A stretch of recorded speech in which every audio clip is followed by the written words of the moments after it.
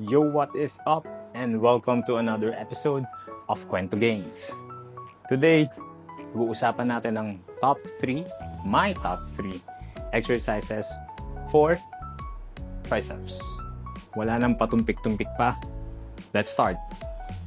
Kung iniisip mo na biceps ang susi sa malaking braso, nagkakamali ka.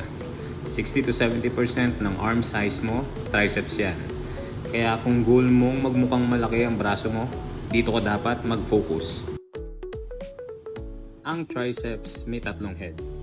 Lateral head, medial head, at long head.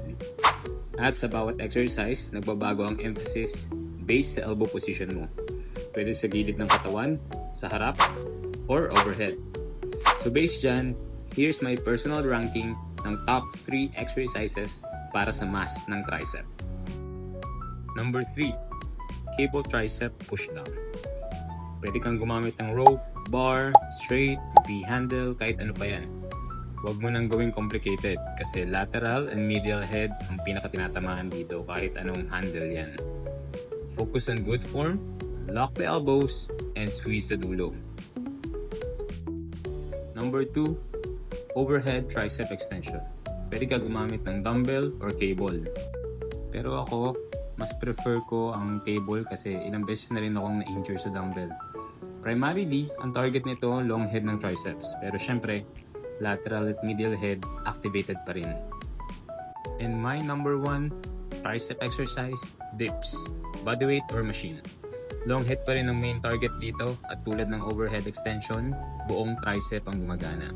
Pero ang bonus, chest at shoulders activated din. Kung ang squat ang hari ng leg day, para sa akin, dips ang king ng upper body push. Kung gusto mong maging solid ang braso mo, hindi lang aesthetic, kundi functional, master dips. Again, kung ang goal mo ay mas malaking braso, mag-focus ka sa triceps. Lalo na sa long head. Train smart, not just hard. And remember, sa gains, technique beats ego every time. And that's it for today's episode of Kwento Gains. I am Coach Jesse. Keep grinding, keep pushing, keep learning. Peace out.